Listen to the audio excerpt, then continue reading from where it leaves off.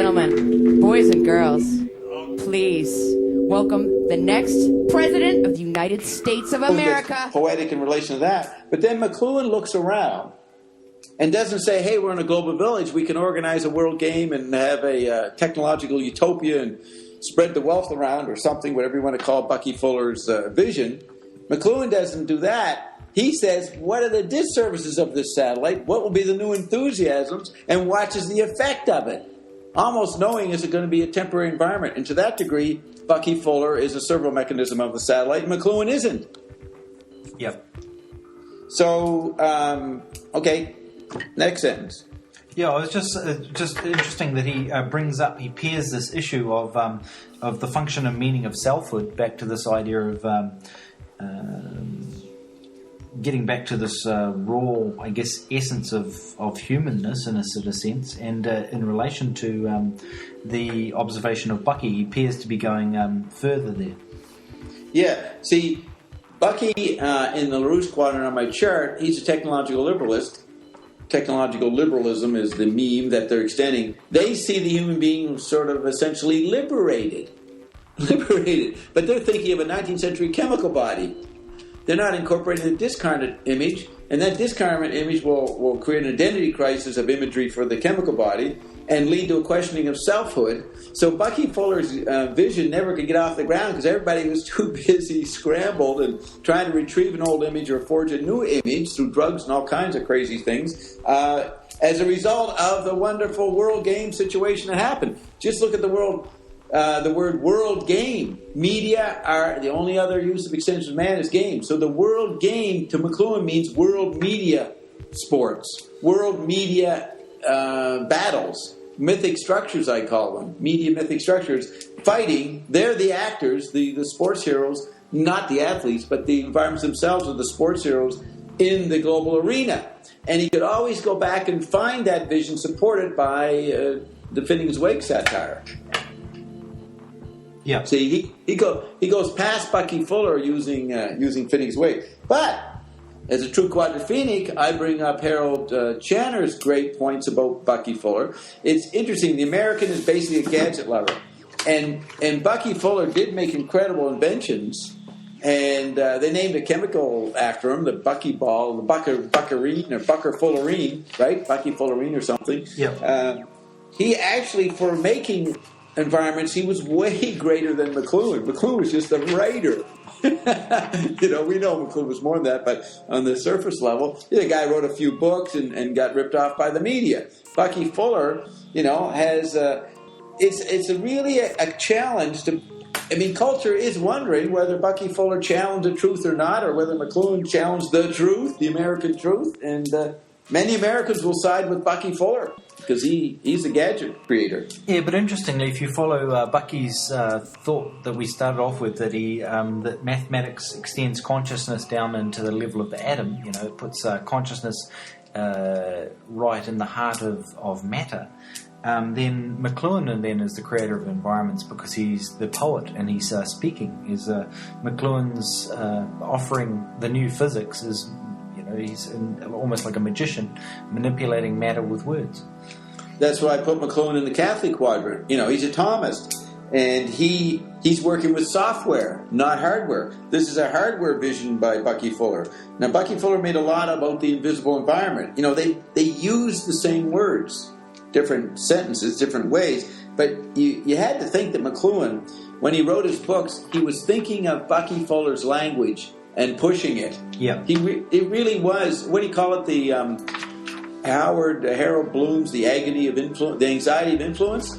Definitely, Bucky was the new Harold Innis that Marshall had to slay, go around, or point out sincerely what Bucky Fuller was missing, and so he'd play off the words. So here's Bucky thinks the invisible nucleus of the atom. That's a model limited to chemistry, and it's so dialectical, or at least in the tradition of science, getting lost in matter. If you look at his essay on Wyndham Lewis in the Interior Landscape, he talks about McLuhan says, he probably quotes Lewis a bit, but I think it's more McLuhan's idea that the the magic of the scientist is to come up with a formula. And McLuhan was sitting there, noticing that every scientific agency and human was creating and operating a formula. That was their channeling. And he was there sitting on the sidelines sniping at these formula people with his more flexible formula. The process, he always said, I have the key to the artistic process, to the creative process. That's not just making poetry and music, that's making inventions. That part of creativity. So he is seeing that the scientist is the modern magician getting lost in his formula. And that's definitely what Bucky Fuller is doing here. Conceptuality extends into the invisible nucleus of the atom.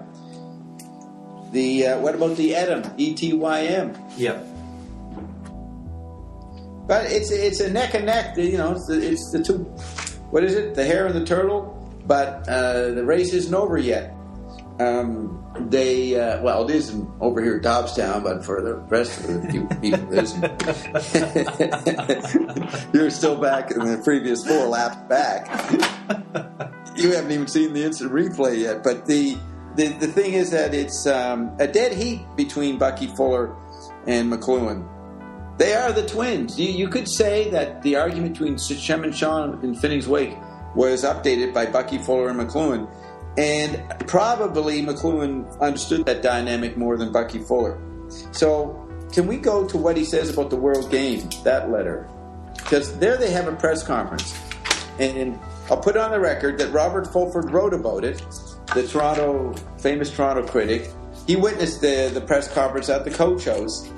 And his description of it was weird, uncanny, strange, funny, absurd. Because he said these two guys, Fuller and McLuhan, talked, and they pretended to be listening and talking to each other, but what they said had nothing to do with each other.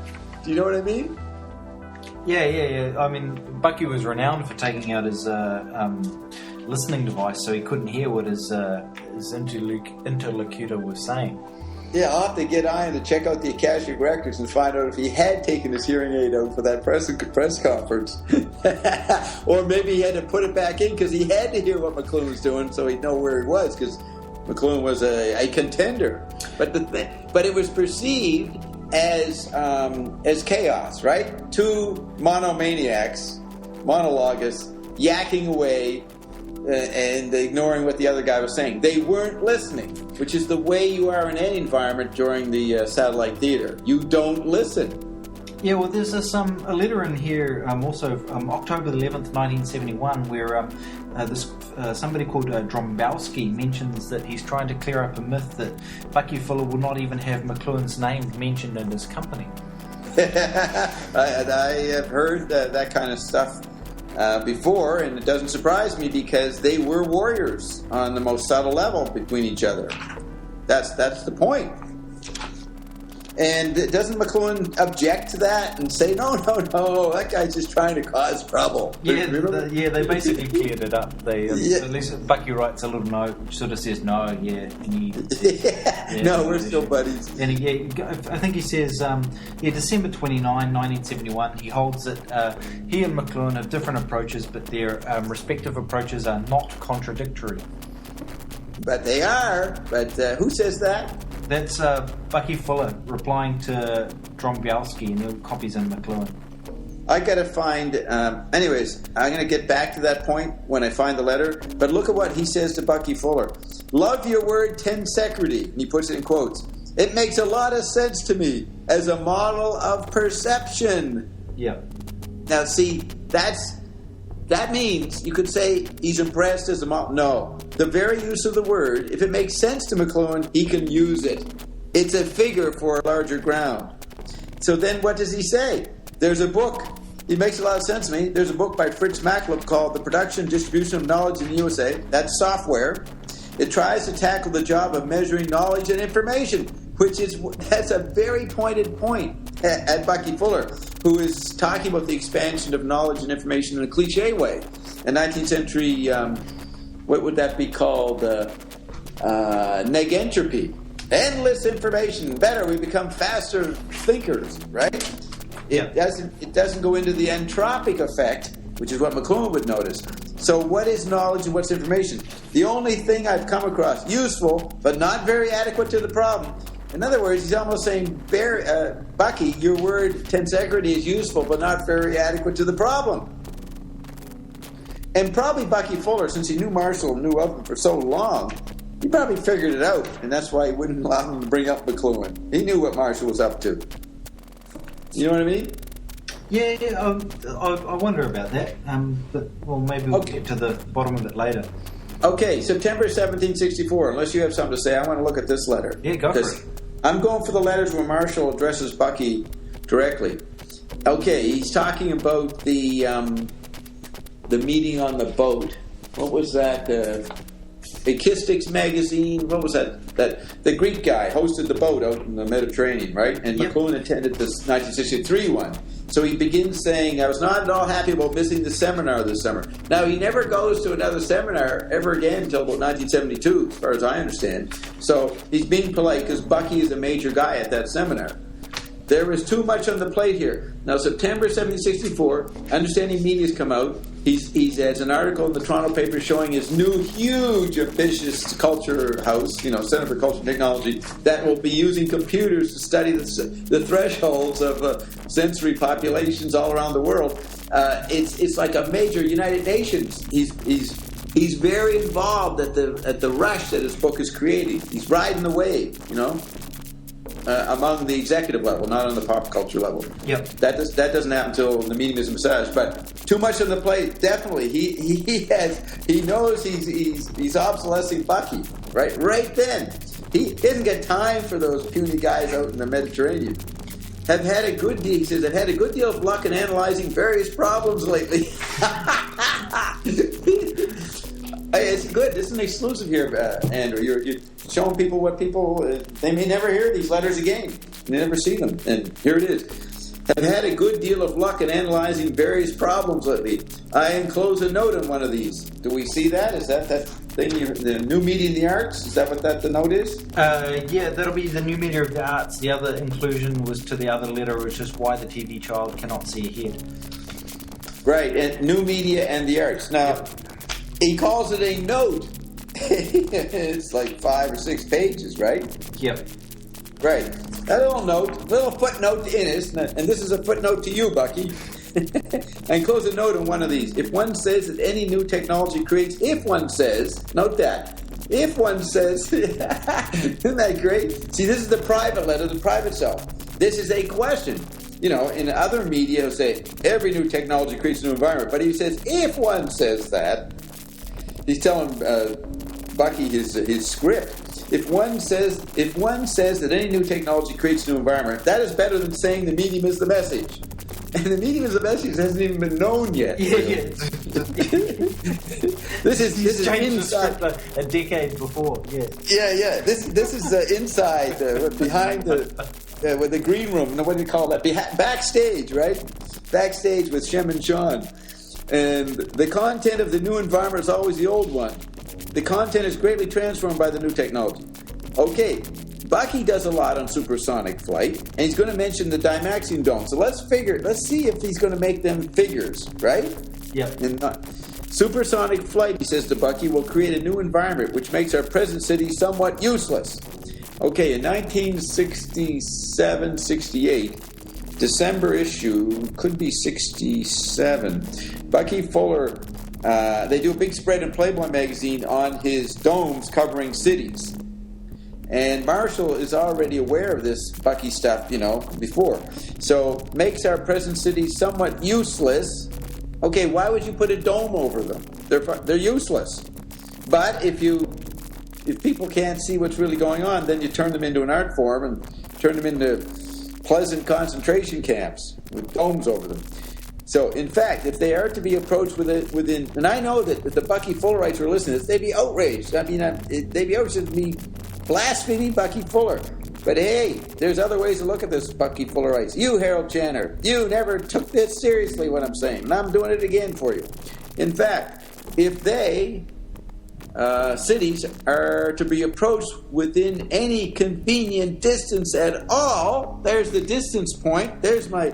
We're getting a little Xenochrony here. I'm saying that to be cold and to be environmental, you've got to create distance inside the global theater, and that's a requirement. And he knows that is. So he's trying to figure out how to have some distance, right? Yeah. As tactilely or as a bookman. I think it says tactilely, not a visual perspective.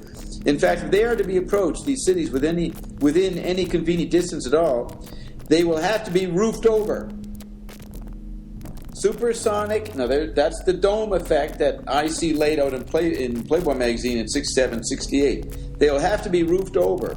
So he's telling, let's assume that he knows that's Bucky's design and plan. I assume it's known, because by the time it gets to Playboy, it's going to be cliche. So he's saying that is an effect.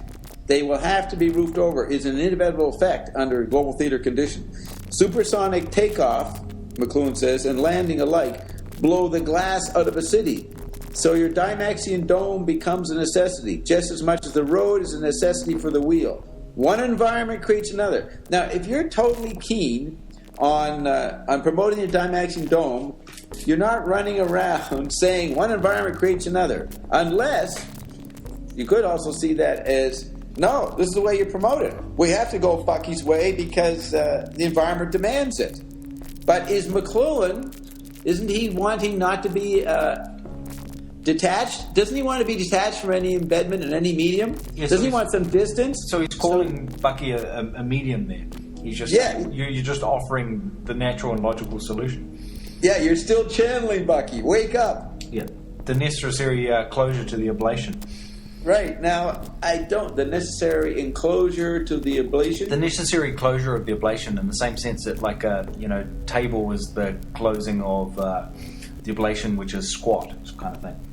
Yeah, and you can make ablation to mean a very general thing of amputation, right? Every medium is an ablation. Would you agree? Yes. Yeah. So this is a subtle reading, and I don't know if anybody can get the level we're taking this from what they're hearing, but I agree. That's the point I'm making is with what you're saying, that he is saying you're a knee-jerk reflex. But McLuhan, as a quadrophenic, knows that humans can't keep up, and you do a stopgap. He used to say concepts are necessary in a time of rapid change. That's concepts, not percepts, so people can get a grip on reality. So McLuhan is saying these new environments have to be changed like this so that the citizens can get a grip on their environment. Right? Yeah. So it's practical management. The stab comes in the next paragraph. Yeah, and before you say that, Emperor comes clown. McLuhan is a case of enthusiast becomes artist. Or it's something about, on one level, you promote the latest nonsense because it's a good... It's a challenge for people to understand Bucky Fuller. It sparks them. You can't... just because he's not the perfect challenge, the most comprehensive, he's still valid or valuable. So you allow Bucky to run around, but Marshall reserves the right to be detached from that. And he knows, so the artist, it's artist come promoter come distance. Artist come promoter come distance. Do you know what I mean? Yeah. Well, in this So sense, he's using these technological innovations as an art form. So he's extending them in all directions as opposed to the mediumship of Bucky, which extends in one direction. You can say that Bucky Fuller is an artist and using these new engineering devices or landscapes as art form. But when you say McLuhan is using them as art form, it's different. He's using them as an art form, definitely meaning anti-environmental, to wake up perception, to break up the ruling, the regulation of the sensory order. There's that sense of art form. You got to make a distinction. I mean, Bucky Fuller is a capital A artist. Marshall McLuhan is a small A artist. Oh, in that article, the new media and the arts, McLuhan makes an interesting distinction between